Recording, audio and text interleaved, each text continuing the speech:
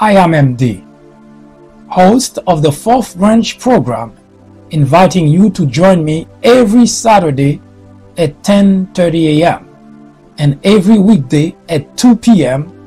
for discussions of social political issues and to dissect the meaning and the importance of current events, as well as to understand topics of legislations.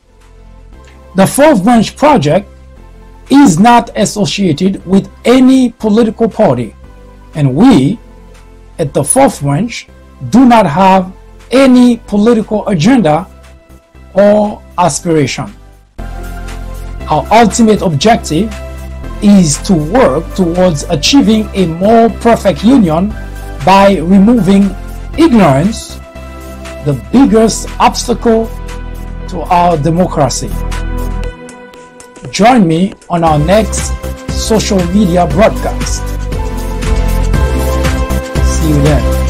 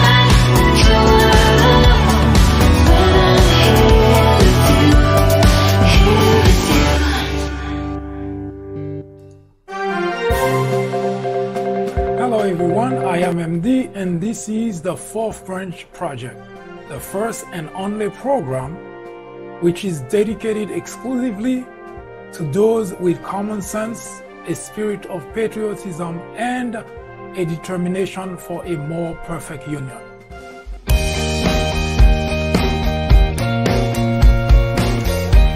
Welcome to the Fourth Branch Program. Glad you can make it. I am MD. This program is dedicated exclusively for those with common sense, a spirit of patriotism, and a determination for a more perfect union. Stay tuned as we begin the discussion of a very important, interesting, and enlightening topic. Hope to hear from you soon. Happy listening.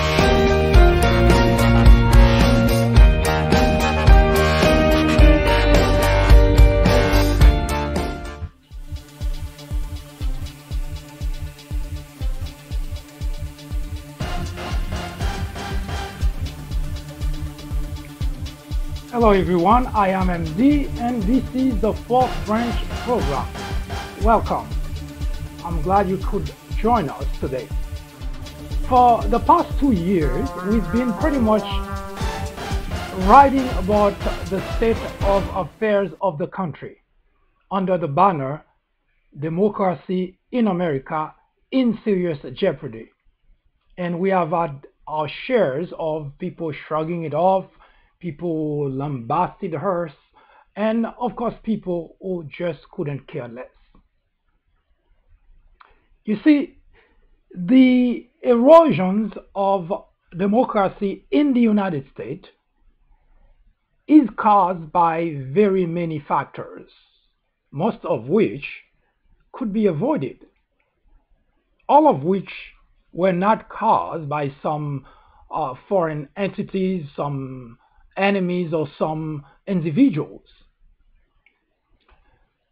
Although most Americans have shrugged off the idea that US could lose someday the freedom we've all enjoyed for over 2 centuries now, one must not be naive enough to think that cannot happen. And I will discuss shortly today, discussing the jeopardy our democracy faces, that indeed it can happen, and it has happened to other democracies in the world. Especially considering the fact that the problem comes from within. Since the creation of the Republic, presidential elections have always been a time for those who aspire to lead the country. They would take that time to outline their visions for a better future, to outline their plans to solve lingering problems. Now, that was the norm since the creation of the Republic until 2016. Now, most of us already know that 2016 was a very different year, a very different presidential election. Now, there are millions of people who seem to think that everything that happened was just fine. In fact, some individual mentioned that it was the best thing that has happened to the United States since its existence. Which begs the question, not only that our democracy is in serious jeopardy, but it seems that the country is heading towards a precipice and no one seems to know what to do to stop it from falling there.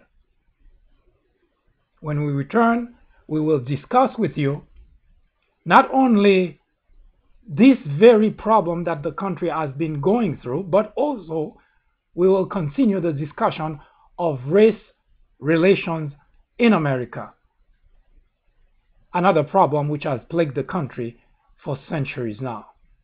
We'll be right back.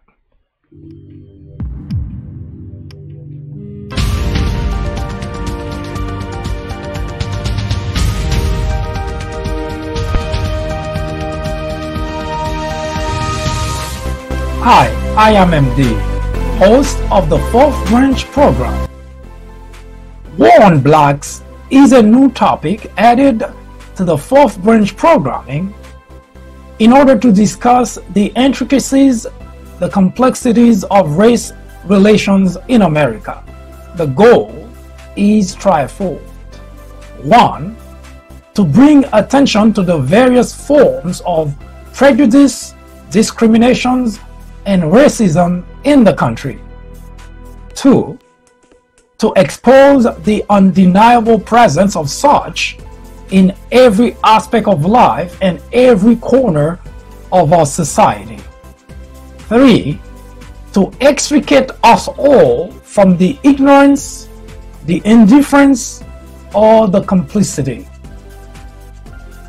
The ultimate objective is to make the discussions of those issues, racism, prejudice, discrimination, a normal part of our lives. Then, and only then, will we, as a society, be able to eradicate the problem.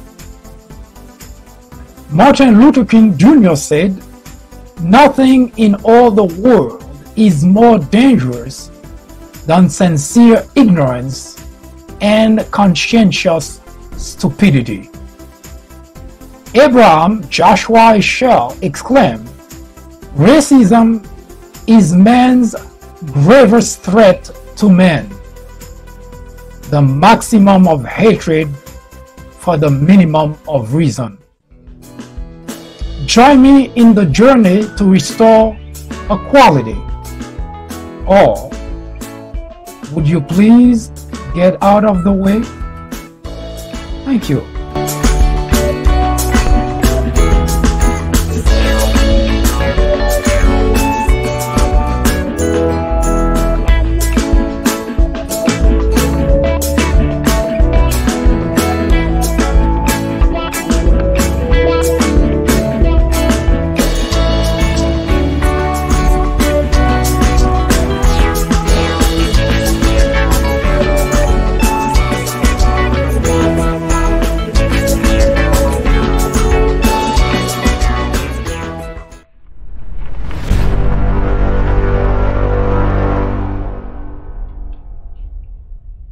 How does one solve this lingering problem that's been plaguing the country since pretty much since its existence, which is racism?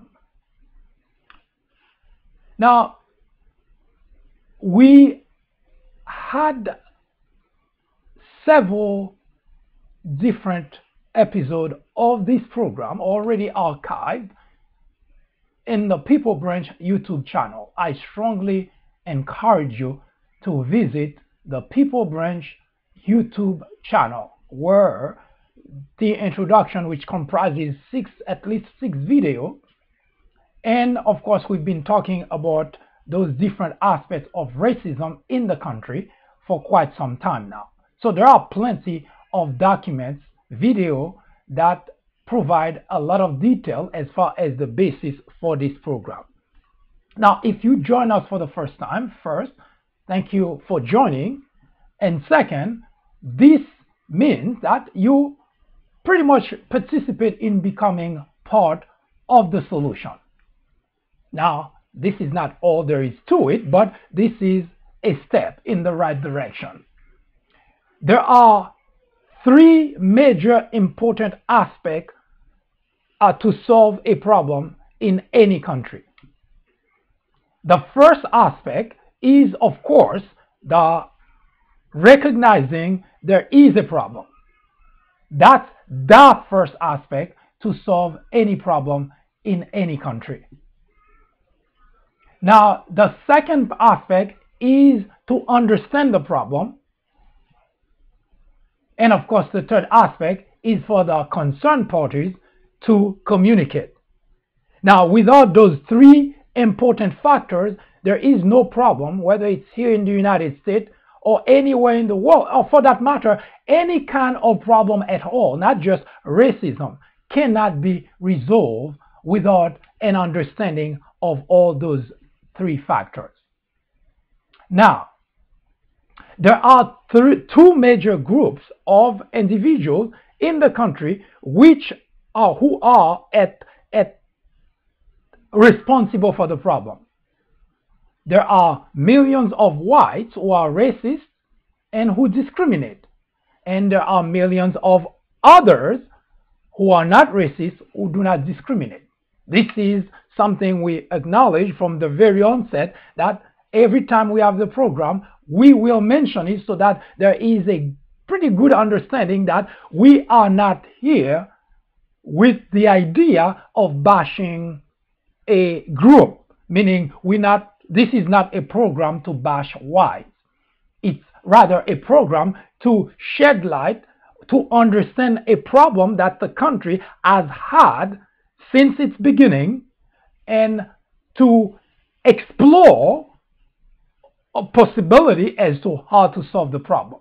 In order to solve it, first we have to identify the problem, and that's what we're doing with this program. So we acknowledge that there are two groups in the country, two groups of whites, those who are racist and discriminate, and those who are not.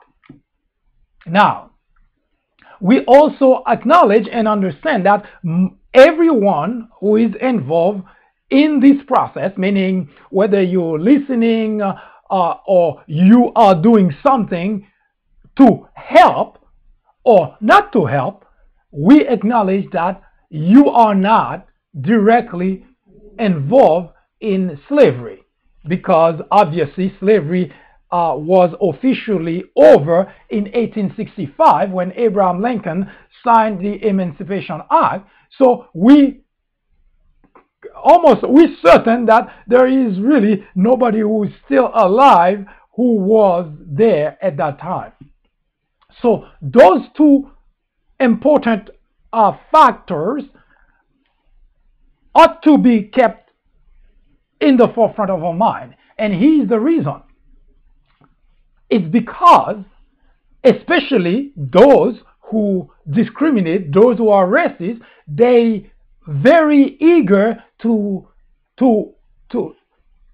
simply wash their hands off the problem, because they would say, for instance, that we were not there during slavery. We have absolutely nothing to do with slavery, so obviously we're not the problem. We cannot be held responsible for what has happened 100 years ago, or what lasted several hundred years, several centuries. Now, this is where we try to shed some light into this matter so that there is no ambiguity. Now, if you are white and a descendant of slave owners, which means your ancestors were slave owners, you slave ownership descendant, you pretty much become part of the problem. Yes, slave is over for quite some time, but the system, the structure that was put in place even after the Emancipation Act, that system is still here. In fact, it has been strengthened by a number of actions that had been taken place since that time. So the idea of washing your hands off the whole problem and say you have nothing to do with it is actually ludicrous. And as we continue to debate this issue, I will show to you the direct relationship between your lineage with slave owners and what today we're talking about, which is racism in America. There is no distinction, and in fact, I would bet that most of the individuals whose lineage came from slave ownership, those individuals were, at least their ancestors, their great-great-great-great-grandparents, were somewhat involved in setting those structures in place which today continue to haunt blacks up to today. But first, we have to also make the distinction between just someone who is just racist and institutionalized racism. What I just mentioned, the situation that I just mentioned, it actually is what we call institutionalized racism. Example, if I have my neighbor next door who happen not to like me because I'm black, as I mentioned before here, that doesn't impact me in any way, shape, or form. So it actually doesn't matter to me that the neighbor next door or the person I meet on the street or the person I meet at the supermarket, at the school, on the train, at the workplace, none of that impact me directly or personally. So in other words, if it were just that, we would not have really too much problem, because it would be just individual who decide not to like or not to like something. For instance, you may, this is a Samsung Note 4. Now, actually it's Note 3. You may not like Samsung. That's a matter of preference. So nobody can force you to like Samsung. You may be an Apple fan. So that's fine. So you liking Samsung or not liking Samsung doesn't really change anything. But to transpose our example, our analogy here in the discussion of institutionalized racism, while the neighbor next door, his sentiment towards me, while that doesn't impact me, doesn't affect me, and I couldn't care less, institutionalized racism is a concern not only for me, but should be a concern for any decent individual, black or white. Now, why is that? It's because institutionalized racism is that system which nurture, condone, or even promotes racist behavior, action, and language. What that entails is it hinders progress for blacks. It places a huge burden on blacks, and it blocks, it obstructs path to higher ground for blacks. As I mentioned, this is a predicament that did not start today. This is a predicament blacks have been living under not only during slavery, but beyond slavery. Because if you think about it for a moment, blacks were slaves. Every aspect of life in the United States was controlled by whites. Every aspect, no exception. Whether it was the school, anywhere in the government, the street, the police, the justice system, every aspect was controlled by whites. As such, even after Abraham Lincoln signed the Emancipation Act saying no more slaves, and if you recall, the Civil War was all about that. A group of whites, mostly in the South. Now, when I say a group of whites, I don't mean a few. Whites in the South overwhelmingly were against the idea of ending slavery. They all fought with their lives to keep slavery around. On the other side, you have both blacks and whites, especially in the north side of the country, fighting together to end slavery. Now, obviously, with the Emancipation Act, slavery was officially over. However, whites, who control everything, made certain that that did not help blacks in any way, shape, or form. So they put all sorts of obstacles to prevent blacks from going anywhere, despite the fact that they could say, now we were free. Now, this is a topic we'll come back to explain, to try to understand how in the world a group of people who not only claim to be Christian, but also went to school, to college, to educate themselves, and yet not a single one of them could see clearly, could reason that what they were doing was wrong. But even beyond that, they were so blinded by their racism that they now start putting stumbling blocks in place for blacks. Those are the same people or descendants of those people who today continue to practice racism in America.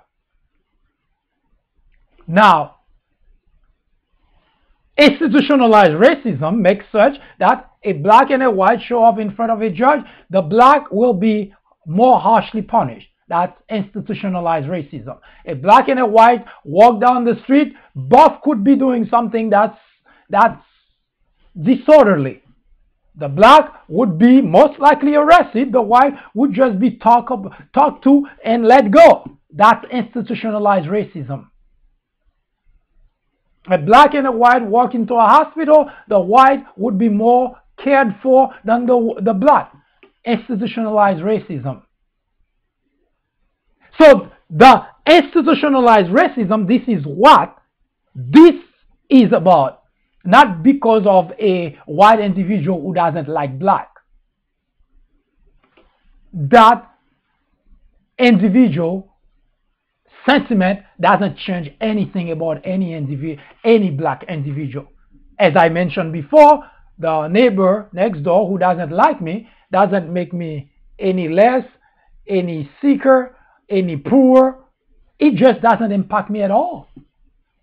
But institutionalized racism cannot be tolerated. Now, this is what is going to help us transition to talk about the bloody uprising. And of course, we've been talking about John Brown, who was white, and who made it his business to fight against those who were practicing slavery or who were pro-slavery. So, again, just to reinforce my example, is even during slavery, you had that very distinction. Group of whites in the South who were pro-slavery, and you have on other parts of the country, you have white who were against slavery. So the country has always been divided that way. But the reason it's important now to work towards eradicating institutionalized racism in America is because it has caused a lot of casualties for blacks. Physical casualties, emotional casualties, psychological casualties, financial casualties. And as such, it is important to understand, to identify, understand the problem so that we can explore solutions. Hi, I am MD, host of the Fourth Branch program. War on Blacks is a new topic added to the Fourth Branch programming in order to discuss the intricacies, the complexities of race relations in America. The goal is threefold. 1. To bring attention to the various forms of prejudice, discriminations, and racism in the country. 2. To expose the undeniable presence of such in every aspect of life and every corner of our society. 3. To extricate us all from the ignorance, the indifference, or the complicity. The ultimate objective is to make the discussions of those issues, racism, prejudice, discrimination, a normal part of our lives. Then, and only then, will we, as a society, be able to eradicate the problem. Martin Luther King Jr. said, "Nothing in all the world is more dangerous than sincere ignorance and conscientious stupidity." Abraham Joshua Heschel exclaimed, "Racism is man's gravest threat to man, the maximum of hatred for the minimum of reason." Join me in the journey to restore equality. Or would you please get out of the way? Thank you.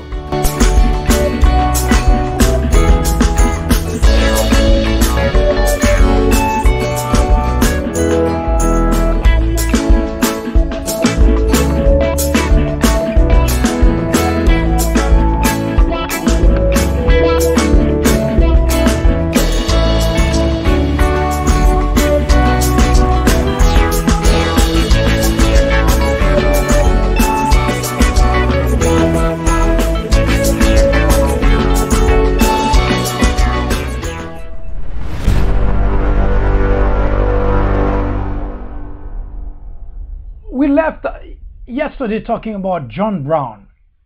John Brown, as I mentioned, was a white individual born in Connecticut, and he decided, actually he was born in 1800, kind of an interesting year for both slave leaders and, of course, John Brown. Now, I mentioned before that there was not a single slave who enjoyed slavery to the point they say, let's just stay slave. Slavery was the most inhuman way of treating a group of individuals by another group, meaning the whites who claimed to be Christian, who had education, went to college, and they sent their kids to college.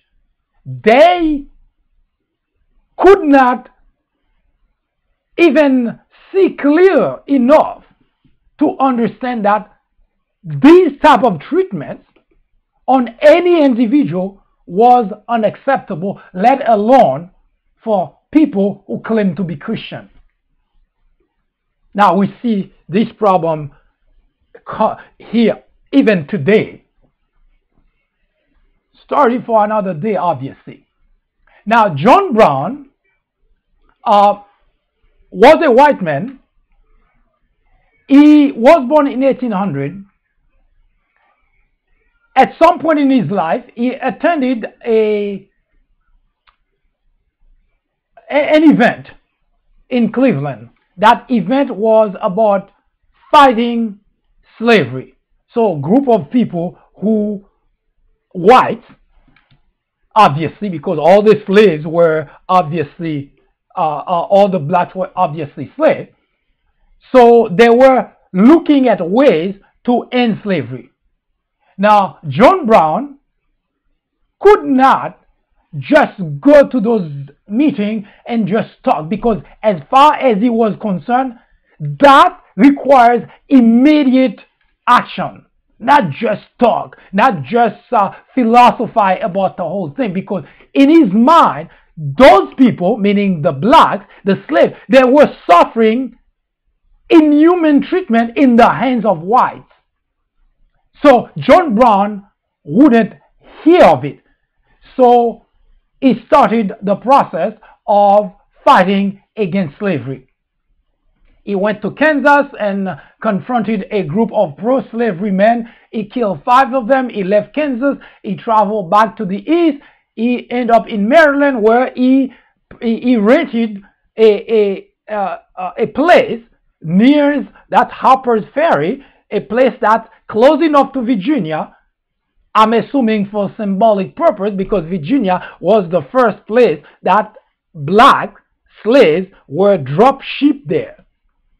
So, and he managed to raise money, and he also managed to have with him a total of 22 people, including himself and 3 of his sons. One was killed in Kansas during the fight. Now, as you can see, now he could have started with all this enthusiasm, with all this fire inside of him, and tried to fight against slavery. But the minute that he lost his son, he could have just said, the hell with it, those people, I don't even know them. They don't even know that I'm doing that. But no, John Brown did not end the campaign to end slavery. What he did instead, he moved to a more strategic location, and in his mind, he may have thought that if he managed to get rid of slavery in Virginia, then maybe, just maybe, that would give the other slave enough strength, enough courage to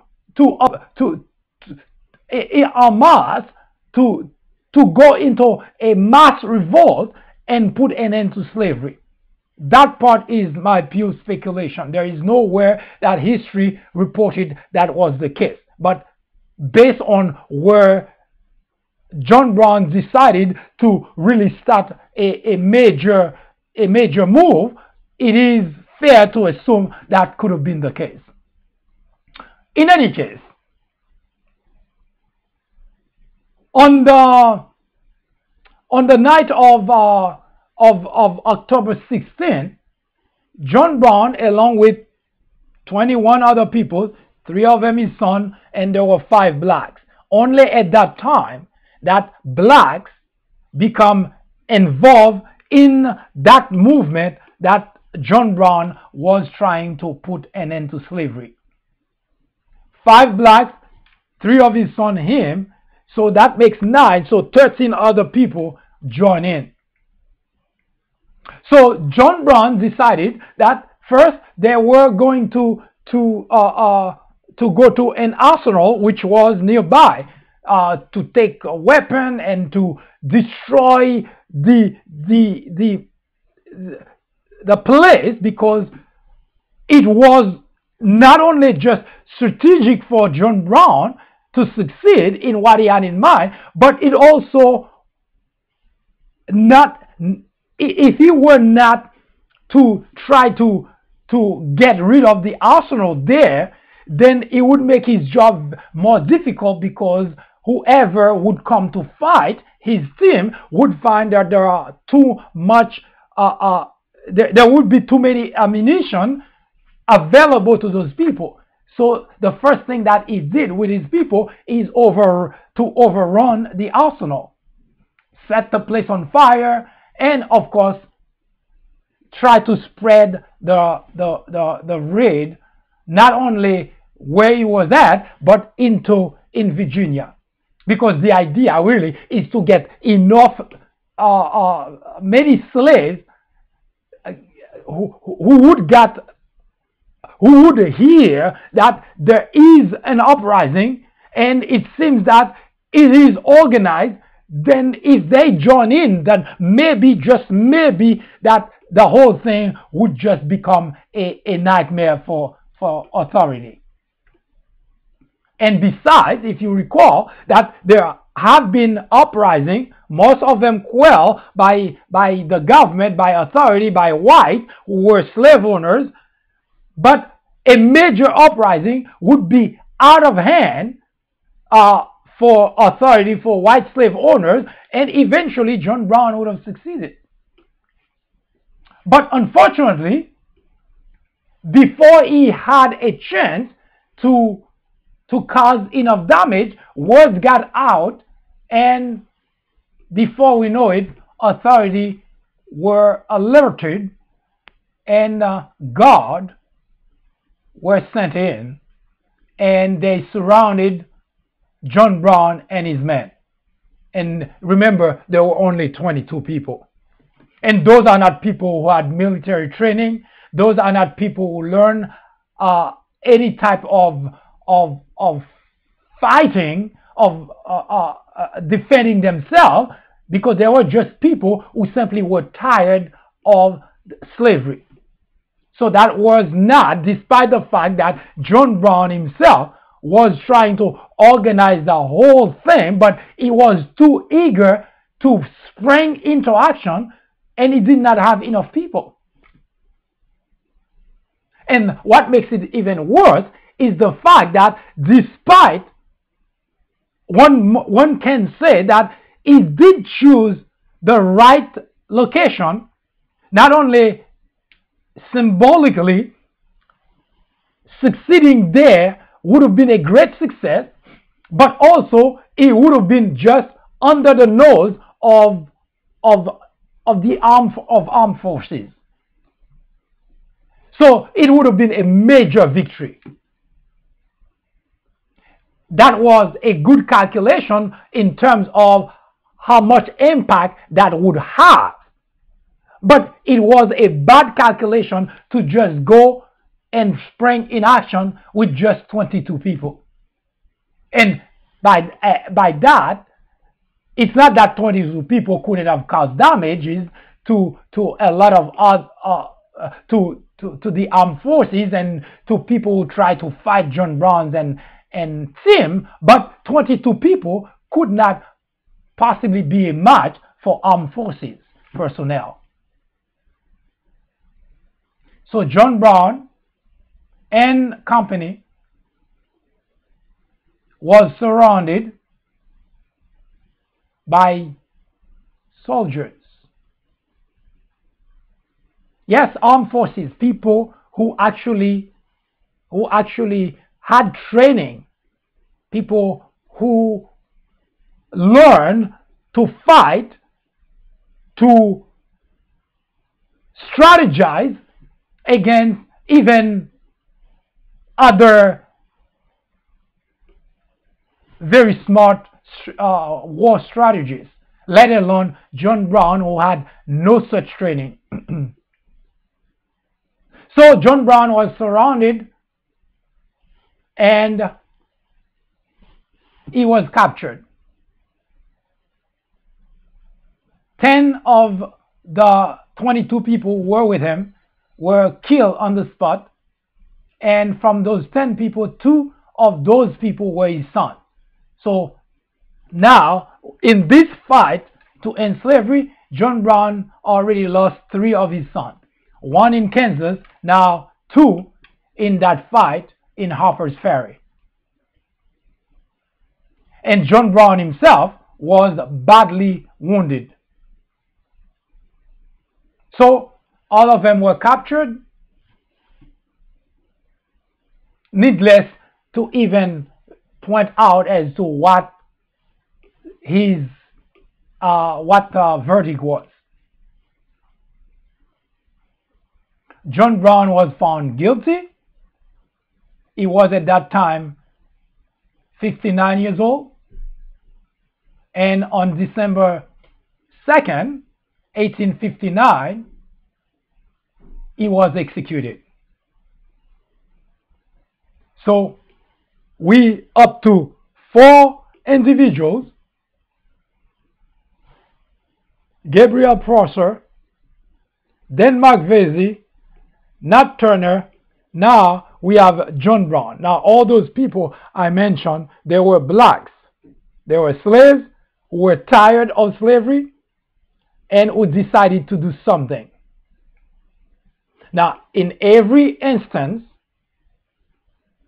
they were caught, they were executed. There was never a time that white, who were in control of everything, not the white slave owners, not authority, who had in mind, who had anyone who were smart enough that could come to the conclusion and say, gee, don't you think what we're doing to those people is wrong?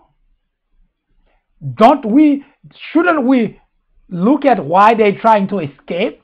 Why they're tired of it? Not a single individual was smart enough to see that. Maybe they were smart, but they also had a lot of hatred in their heart. So anyone who gets in their way, anyone who tried to stop what they were doing, which means the practice of slavery, which they consider normal, okay, because it enriched them. Little secret of white slave owners. They become rich, they bought lands, houses, built businesses, all on the back of blacks. Now, if you are a white individual, descendant of white slave ownership, your predicament today is not without precedent.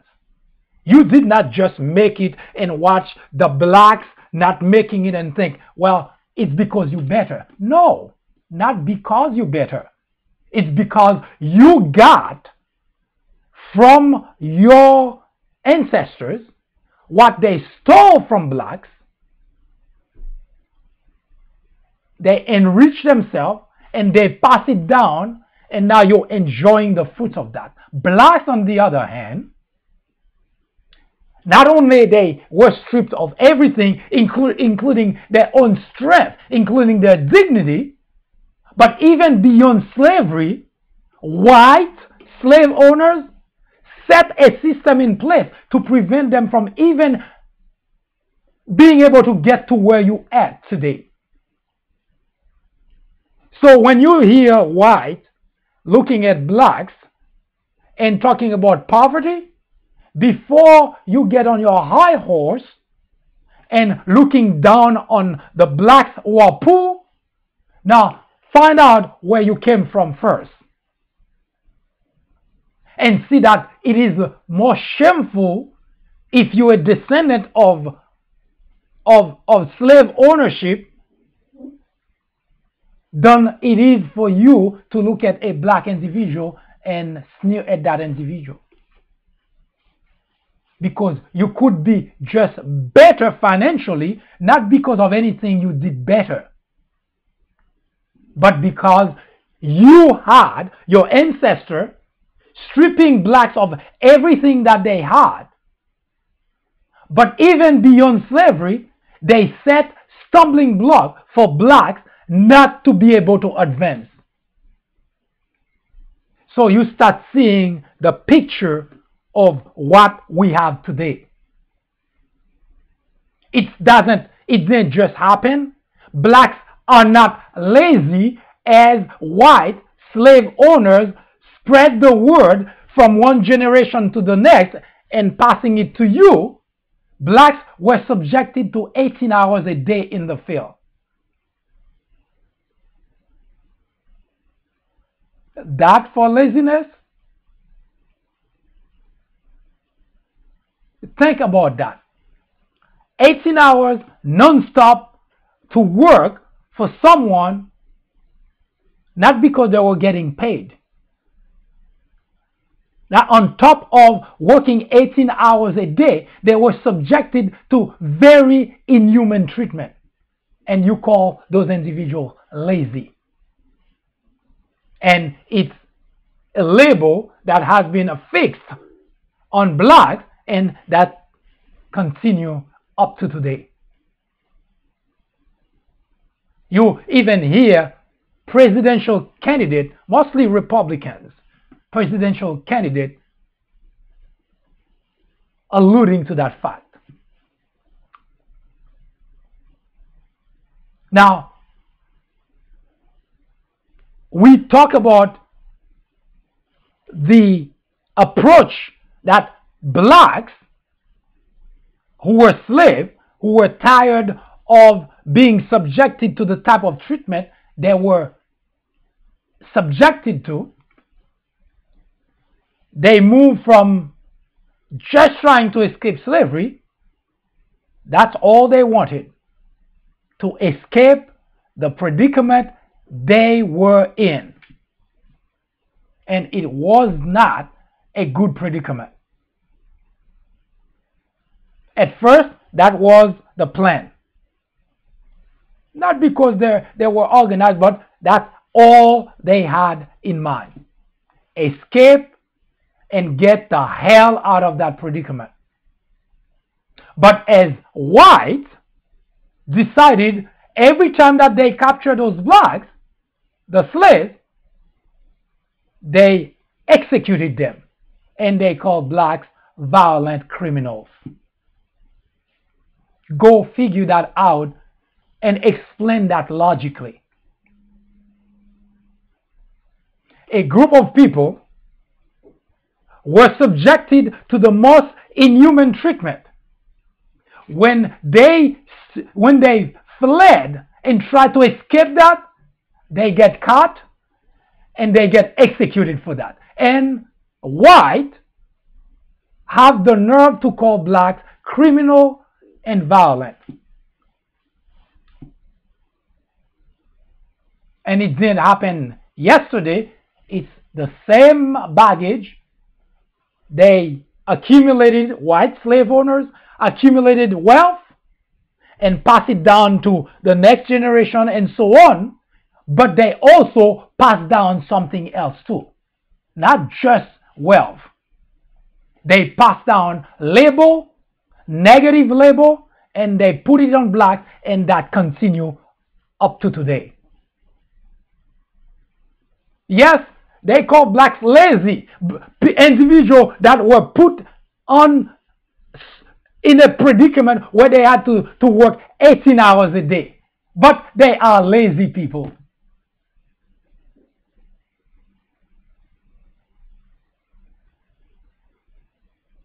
Think about that for a moment. Racism, institutionalized racism. See how far that went? It's whites who want at all costs to make certain that even beyond slavery, blacks did not have a chance to make it.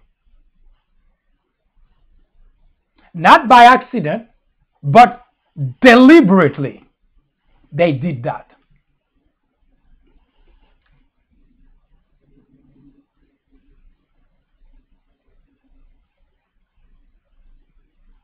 Very deliberately. Don't go anywhere. The fourth branch program will return in just a moment. After reading several books based on presidents and on Obama specifically, I found that they're typically partisan.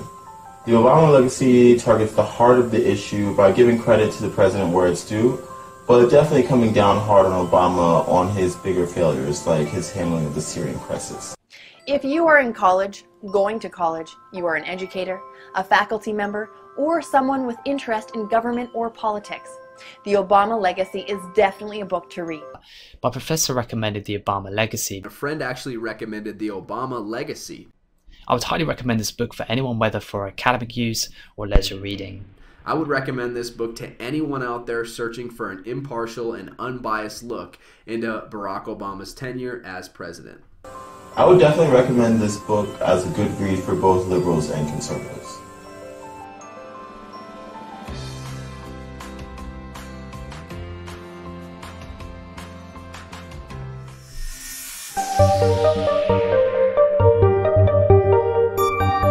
Earlier, we mentioned the fact that democracy in America is in jeopardy. Now, that is not something that I just said for the sake of saying it, because I don't have anything else to say, or because I'm quote unquote a damn liberal, but because all the signs that there is erosion in our democracy, those signs are here. Some of them are so feel tangible.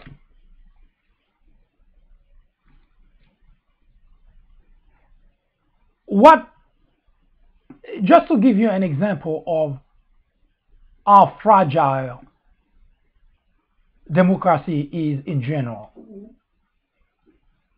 Now, when I have dialogue with different individuals, and I notice a stark departure in opinion between Republican and Democrats. Now, I did have a program that with probably 4 or 5 videos where I explore the idea of why are Republicans dumber than Democrats. Again, I strongly suggest you head to the People Branch YouTube channel. Any type of topic we discuss or any topic we will discuss, we will have it archived there on the People Branch YouTube channel. So it is there for individual consumption.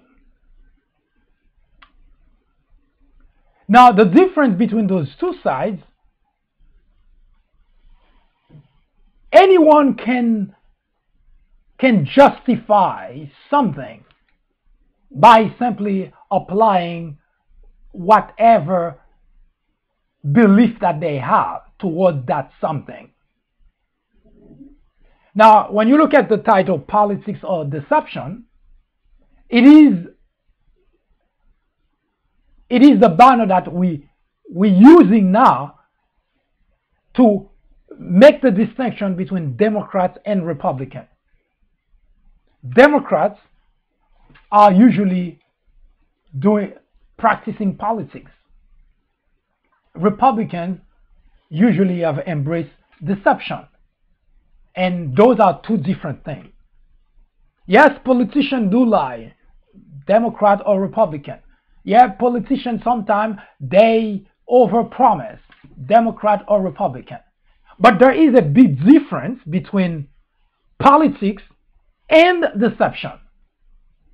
Republicans, for the past few decades, have categorically used deception as a way to keep their job, to convince their constituents, to win support. That's not politics. Now, I heard the expression before that gridlock in Washington because there is too much politics.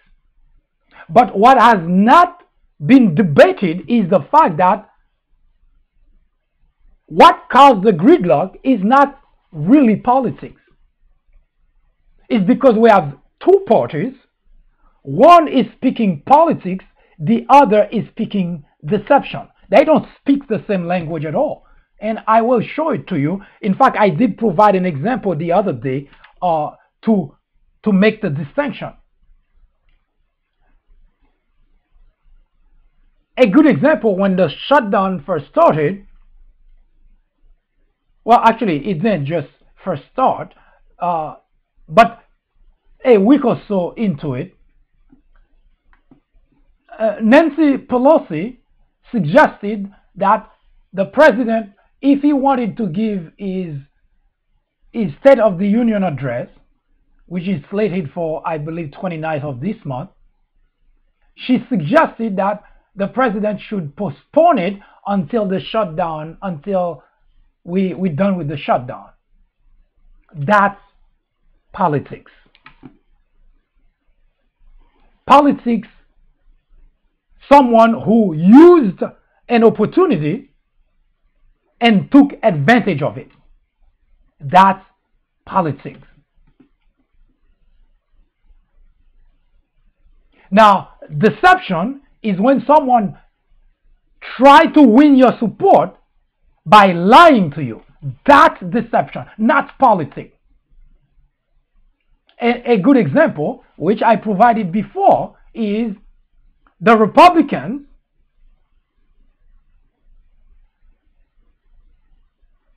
campaign about a tax cut, $1.5 trillion. Both the Senate and the House, leaders of both houses were out there drumming the beat of tax cut for the people. That was deception. And the reason we know it was deception is because while they were out there drumming the beat, it was a tax cut for the people, at the same time, they were behind the scene drafting the legislation that clearly say 85% of that money would go to large corporations and wealthy individuals. That's deception. Because it's not something that happened by accident. While they were telling us that they were working on giving us a huge tax cut, they were working behind the scene, making certain that 85% of the money that the country will borrow will go to large corporations and wealthy individuals. But here's what makes the deception even worse. Do you remember them ever mention that we, the people, are responsible for the $1.5 trillion? Of course not. They never did. But we are, because that's what the legislation called for. That's deception. So yes, Republicans deal in deception. It's not politics, it's deception. And the reason it's bad for the country is because it's not something that happens occasionally. It is a strategy that the Republican leaders have used over many decades. That's what they do. They deceive people. Here's another example that you may recall. When Obama introduced the Health Care Act, later on known and referred to by everybody as Obamacare, Republicans in general, across the board, across the country, Republican leaders everywhere were drumming the beat that it is a death panel. It's bad for the country. It's going to kill jobs. The list went on and on and on. That was deception. And the reason I say it was deception, because those Republican leaders, now I'm not talking about the constituent, because the constituent don't know any better. In fact, the very point of the program, are Republicans dumber than Democrats? It's geared mostly towards the constituent, because those legislators in Washington, they know better. But they use deception to convince their constituent, to gain the support of their constituent. Now, the reason we say it was deception is because not only they know what they were saying was not true, but we have proof. In the 2018 midterm election, they all embrace a lot of the parts of Obamacare and say, we will do that for you if you re-elect us back. Now, if they weren't lying to you, if they weren't deceiving you, then Obamacare was and still remains what the same act that was passed. So what changed? Absolutely nothing, except that they were deceiving you, trying to gain support. Since it didn't work, now they come back and say, give us a chance back to Washington. We will work to keep your health care, and we will protect you against pre-existing condition problem. Yes, Republicans, friends, if you are a Republican, it is a guarantee that most of what your Republican leaders bring to the surface to tell you, it's to deceive you. Because they've been doing that for decades.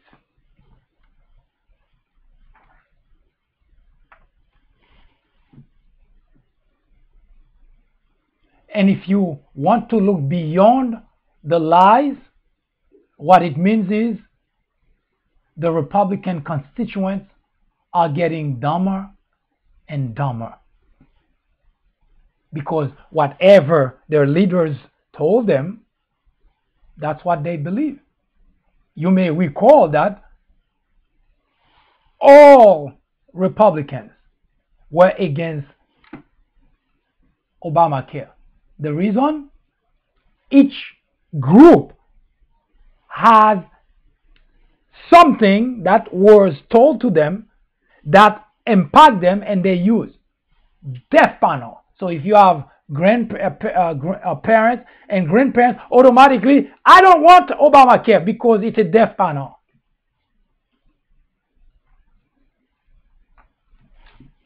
Yes, Republican constituents are getting dumber and dumber because the Republican leaders, if we can call them that, because leaders are not there to deceive people. That's not really the role of a leader, but that's what those in the Republican Party, that's what they do to their constituents.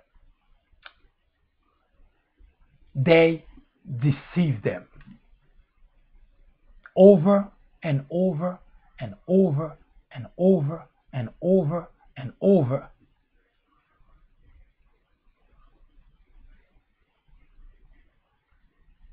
Now, you don't have to ask yourself why, because they have one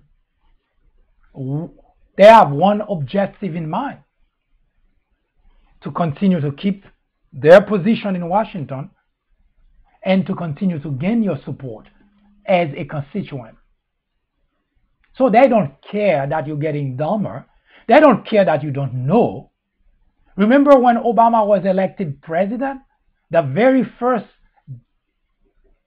In fact, before Obama was even sworn in, there were a rush in the Republican circle to buy guns and ammunition because Republicans say Obama was going to take your gun away. That was never the case. It was never in the planning. It was never part of any action by the Obama administration. It was just purely your Republican leaders deceiving you. And that's what they do. That's not politics. So don't compare Republicans with Democrats. Now, you may not like Democrats. That's fine. That's not the conversation. The conversation about you liking Democrats. But the comparison is not here. We cannot have a comparison. Democrats tell you things the way things are. You may not like it, but Republicans lie to you, deceive you. That's very different.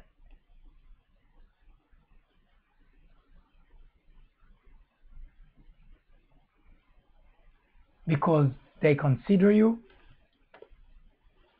I guess, ignorant, stupid, unable to realize what you're getting from them. Maybe that's the case, I don't know. But Republican leaders, both in the Senate and in the House, they resort to one thing and one thing only: deception. That's their tools. Their tools to get reelected. Their tool to win support on anything. They do not know how to do politics. Now the idea that it's politics, now people use one term in order to explain what's going on in Washington.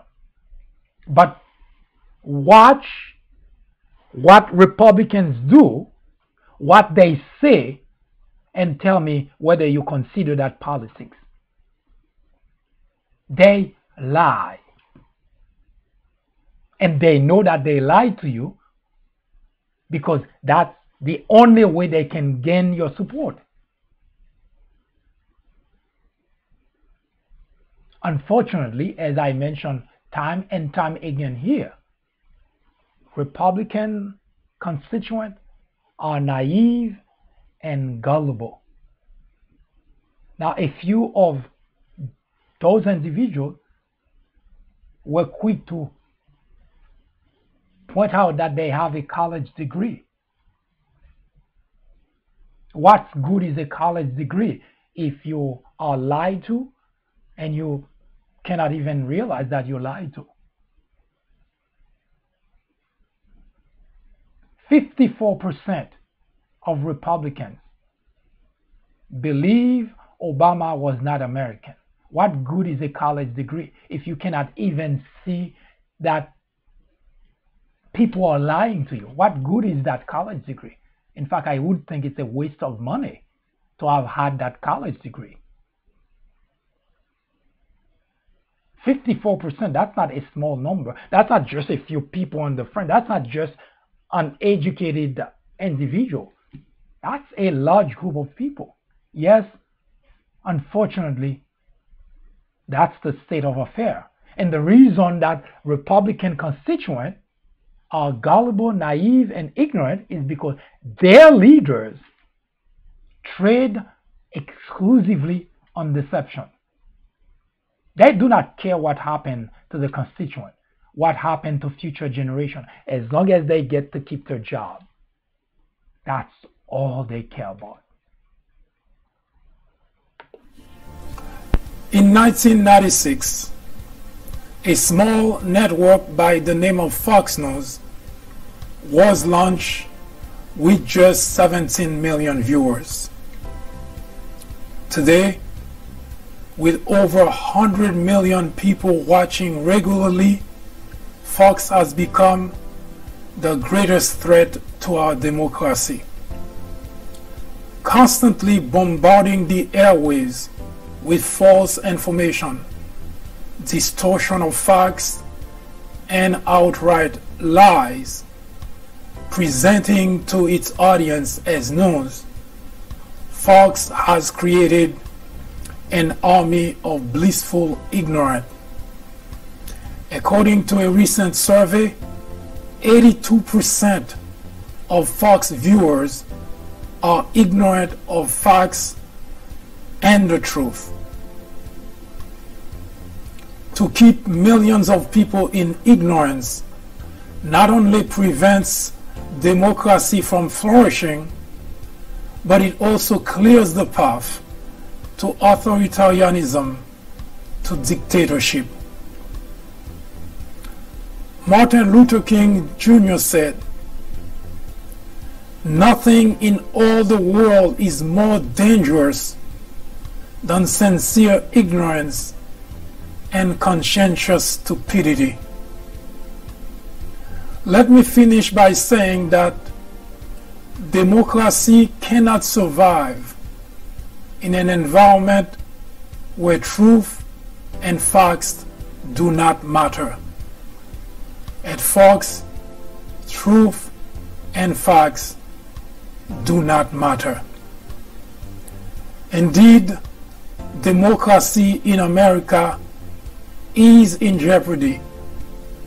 It is a crisis the country can no longer ignore.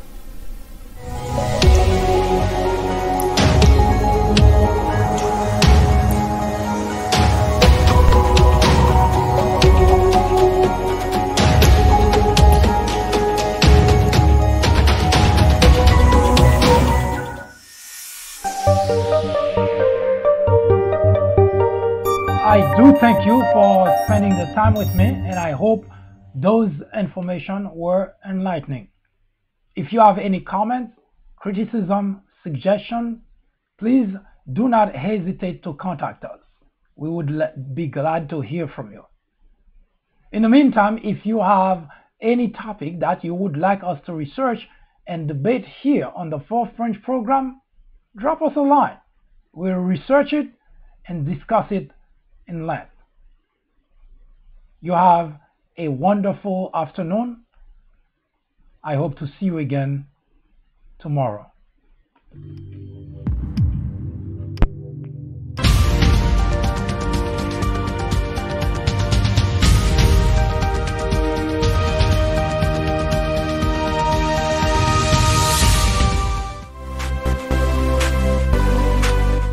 I am MD, host of the Fourth Branch program, inviting you to join me every Saturday at 10:30 a.m. and every weekday at 2 p.m. for discussions of social political issues and to dissect the meaning and the importance of current events, as well as to understand topics of legislations. The Fourth Branch Project is not associated with any political party, and we at the Fourth Branch do not have any political agenda or aspiration. Our ultimate objective is to work towards achieving a more perfect union by removing ignorance, the biggest obstacle to our democracy. Join me on our next social media broadcast. See you then.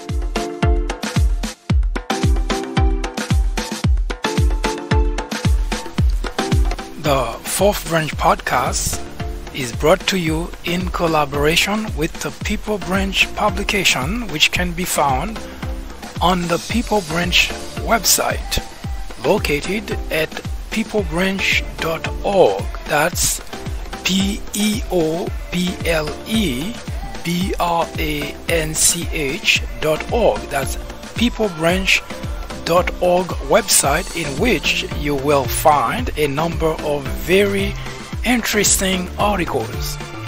My name is Mike Duchesne, MD for short.